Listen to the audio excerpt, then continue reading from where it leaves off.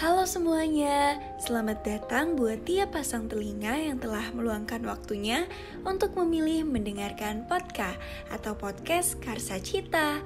Selamat mendengar. Hiri ke Italia melihat menara Pisa, cakep. Tidak lupa memakan pastanya. Halo Sobat Kata, kembali lagi dengan podcast Karsa Cita. Kenalin, aku Ray yang akan menjadi kawan bincang seru kalian di edisi Kataris episode ke-14 ini. Apa kabar Sobat Kata? Semoga dimanapun kalian berada, kalian tetap sehat dan juga happy tentunya. Ternyata kalau dilihat nih ya, udah lama gak bertemu lagi dengan podcast edisi Kataris. Gimana Sobat Kata? Pastinya kangen banget ya sama Kataris ini. Bagi yang belum tahu Kataris itu apa, Kataris merupakan salah satu program dari podcast Karsa Cita yang membahas tentang buku-buku self-improvement ataupun buku yang insightful untuk meningkatkan kesejahteraan diri kita. Oke, tanpa berlama-lama lagi, kita langsung masuk aja ke topik kita pada hari ini, yaitu Ikigai, panduan untuk menemukan makna hidup melalui konsep filosofi Jepang. Nah, barusan saja aku telah menyebutkan judul dari episode kali ini. Pastinya sudah ketebak ya bahwa kita akan membicarakan tentang makna hidup. Coba kita bertanya kepada diri kita sendiri terlebih dahulu Sobat Kata. Apa ya arti dari hidup aku? Tujuan aku lahir di dunia ini tuh apa? Dan apakah aku bahagia? Kalau belum bisa menemukan jawaban yang pas, terus saja Sobat Kata. Karena aku sendiri belum menemukannya juga.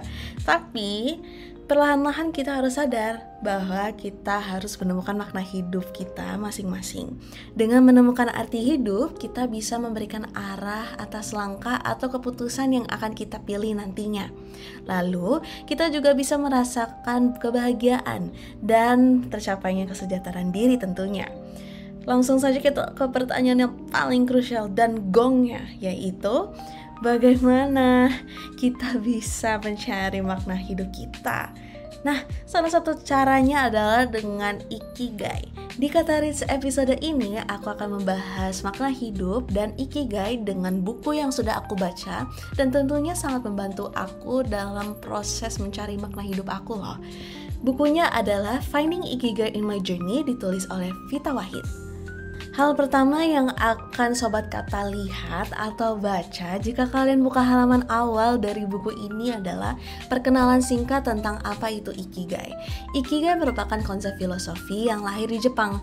Dengan sejarah yang panjang, Ikigai sampai sekarang kerap dipakai oleh masyarakat Jepang, bahkan secara internasional. Ikigai bisa diartikan berbeda-beda tergantung pandangan masing-masing yang diyakini. Dalam buku ini, Vita Wahid berpedoman pada sudut pandang ibu Ikigai itu sendiri, yaitu Mieko Kamiya. Mieko Kamiya menjelaskan bahwa ada 7 kebutuhan manusia yang bisa terpenuhi jika seseorang menjalani hidupnya dengan Ikigainya, yaitu pertama, kebutuhan untuk merasa puas pada hidup yang dijalani. Yang kedua, kebutuhan untuk dapat bertumbuh dan berkembang. 3, kebutuhan untuk memiliki rasa optimis pada masa depan yang lebih baik. 4, kebutuhan untuk terkoneksi dengan orang lain. 5, kebutuhan untuk memiliki kebebasan. 6, kebutuhan untuk mengaktualisasikan diri. 7, kebutuhan untuk menjalankan hidup dengan nilai yang dianut dan memiliki makna. Nah, ketujuh hal inilah yang akan kita bahas satu persatu. Caranya biar bisa semuanya terpenuhi itu kayak gimana sih? Oke, kita mulai dari yang pertama, yaitu perasaan puas pada hidup yang dijalani. Pada bab pertama, dijelaskan bahwa caranya adalah dengan gratitude and appreciation. Bisa disebut juga dengan rasa syukur dan apresiasi atau penghargaan. Sobat Kata pasti sering dengar dengan kalimat syukurin atas semua apa yang kamu punya dan kamu alami. Tapi itu memang benar, kita gak boleh meremehkan yang namanya bersyukur. Kekuatan untuk mensyukuri itu bisa membangun pola pikir yang positif dan optimis. Ada satu tips dalam buku ini, yaitu untuk mensyukuri dan mengapresiasi, kita harus sadar atas kondisi keberadaan kita, yaitu kini dan di sini. kita biasanya terlalu sibuk dengan misteri masa depan dan kisah masa lalu sampai-sampai kita lupa sama apa yang terjadi sekarang dan hal-hal kecil yang sebenarnya bisa kita syukuri loh Sobat Kata. Lalu yang kedua, poin kedua adalah bertumbuh dan berkembang. Dalam rangka pencarian hidup, kita perlu yang namanya perkembangan diri, di mana pengembangan diri ini tertulis dalam buku ini sebagai proses perjalanan yang bisa membantu kita untuk memiliki visi hidup yang lebih jelas dan memaksimalkan potensi diri. Misalnya, ketika sudah terpenuhi suatu titik pencapaian, maka muncullah kebutuhan untuk mengembangkan diri supaya bisa menggapai suatu titik pencapaian yang baru lagi. Maka dari ini dibutuhkannya perubahan dan pengalaman baru supaya bisa mendorong kita dalam proses pengembangan diri. Tips yang bisa dilakukan untuk memulai proses pengembangan diri adalah dengan mempertanyakan kepada diri sendiri terkait apa yang ingin dikembangkan dalam kehidupan kita. Lalu tanamkan sebuah pola pikir bahwa kita harus melihat segala sesuatu dengan mata dan pikiran yang segar tanpa perlu mengkhawatirkan masa depan. Pola pikir ini yang membantu kita untuk keluar dari zona nyaman dan meningkatkan kepercayaan diri kita agar kita tidak takut untuk memulai. Lanjut, yang ketiga adalah perasaan optimis pada masa depan yang lebih baik. Aku akan mengutip salah satu baris di bab ini. Dalam teorinya, Mieko Kamiya atau Ibu Ikigai itu sendiri mengatakan bahwa harapan atas masa depan yang lebih baik ini akan membantu kita untuk memiliki sebuah tujuan dan gairah untuk maju. Jadi, ketika kita berada di dalam situasi yang tidak mengenakan, stres atau mungkin tugas menumpuk gitu kan ya, kita harus memiliki kesadaran untuk memegang kontrol atas hidup kita sendiri dengan menanamkan pola pikir bahwa hidup akan bergerak ke depan ke arah yang lebih baik. Salah satu cara untuk memulainya adalah dengan memiliki dan merefleksikan tujuan dan impian yang jelas. Ini dibagi 3 Sobat Kata. Yang pertama, kita harus memiliki tujuan jangka pendek yang terukur. Yang kedua, impian jangka panjang yang lebih ambisius. Yang ketiga, intensi harian atau tujuan yang ingin dicapai dalam keseharian. Nah, hubungannya tujuan sama berpikir optimis sama masa depan itu tuh apa sih? Saat kita memiliki tujuan, baik itu tujuan pendek, impian jangka panjang, ataupun intensitas harian, kita memberi arah yang jelas bagi hidup kita. Arah inilah yang membantu kita melihat bahwa meskipun situasi saat ini berat atau penuh tekanan, kita sedang bergerak menuju sesuatu yang lebih baik. Dengan begitu, harapan pun tumbuh sebagai bentuk optimisme kita. Kita berpindah ke poin keempat, yaitu koneksi dan relasi. Poin ini merujuk pada hubungan kita dengan orang lain. Kita pastinya butuh dan ingin membangun dan memelihara hubungan interpersonal yang berarti. Karena pada dasarnya manusia adalah makhluk sosial. Untuk memenuhi kebutuhan ini, kita perlu merasa diterima seutuhnya oleh orang lain. Tapi kita harus menerima diri sendiri kita terlebih dahulu apa adanya. Karena dengan kita bisa memperdulikan, menjaga, dan menghargai diri kita sendiri, kita bisa melakukan hal yang setimpal untuk orang di sekitar kita. Nah, aku merekomendasikan Sobat Kata untuk mendengarkan Kata Cang episode 2 untuk mengenal lebih jauh terkait penerimaan diri.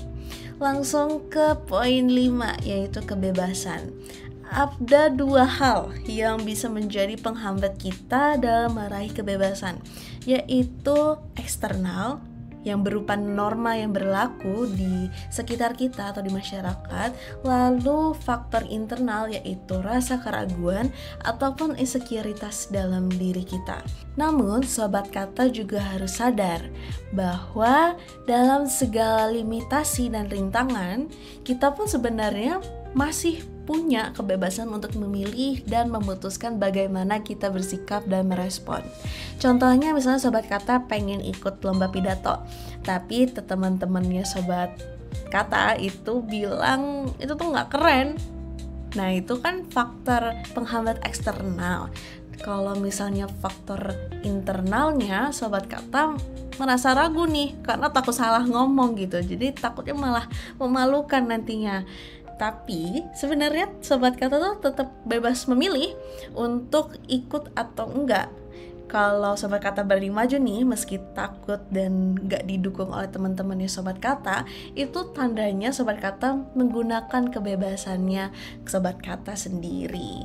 Ada tips dalam buku ini dari Ken Mogi untuk kita bisa membebaskan dan melepaskan diri kita. Yaitu yang pertama, berusaha selalu untuk hadir seutuhnya di sini dan kini seperti tadi. Nah, ini diterapkan dalam semua aktivitas yang kita lakukan. Yang kedua, itu memiliki antusiasme dan jiwa muda, jiwa kebebasannya itu. Yang ketiga, memelihara dan memunculkan jiwa kanak-kanak dalam kreativitas dan karya. Nah, dengan tips ini kita dapat membuat diri kita sendiri menjadi proaktif dalam memiliki kebebasan. Langsung kita ke poin ke-6, kita geser nih ke poin 6, yaitu aktualisasi diri. Aktualisasi diri adalah bagaimana seseorang menyadari dan memanfaatkan kemampuan yang ada untuk mencapai tujuan dalam hidupnya. Proses pemenuhan kebutuhan aktualisasi diri ini bisa membantu kita untuk mencapai potensi terbaik yang bisa didedikasikan dalam misi pribadi dalam bentuk kontribusi. Sehingga langkah yang paling tepat untuk memulai proses aktualisasi diri adalah mempertanyakan kepada diri sendiri, kontribusi apa sih yang ingin kita lakukan untuk orang lain gitu. Nah, kita ke yang terakhir, yang ke-7, yaitu menjalankan hidup dengan nilai yang dianut dan memiliki makna. Menurut Mieko Kamiya, value atau nilai hidup yang kita yakini akan membantu kita merefleksikan apa yang menjadi prioritas dan kita anggap penting dalam hidup dan akan menjadi dasar dalam perilaku kita. Untuk melakukan konsep Ikigai, kita harus mengenal diri kita sendiri dengan baik tentunya, sehingga kita perlu mengetahui nilai atau value yang kita anut. Kita juga harus menjalankan hidup kita selaras dengan value yang kita anuti. Contohnya, ketika sobat kata menjunjung tinggi nilai kejujuran, maka meskipun ada kesempatan untuk curang nih saat ujian, sobat kata tetap memilih untuk jujur. Itu artinya sobat kata hidup sesuai dengan nilai yang sobat kata yakini, dan itu bagian dari menemukan makna hidup atau Ikigai. Intinya, Ikigai adalah proses menemukan makna hidup dengan memenuhi 7 aspek penting yang saling mendukung dan memberi arah dalam menjalani kehidupan. Untuk menggali lebih lanjut terkait Ikigai, boleh banget sobat kata untuk membeli buku Finding Ikigai in My Journey by Vita Wahid di toko buku terdekat kalian. Karena aku sangat merekomendasikan untuk kalian baca minimal sekali seumur hidup agar kalian lebih mengenal lagi Ikigai itu tuh apa sih? Buku ini juga akan mengajak sobat kata untuk mengikuti perjalanan sang penulis selama ia mencari makna hidupnya dengan Ikigai.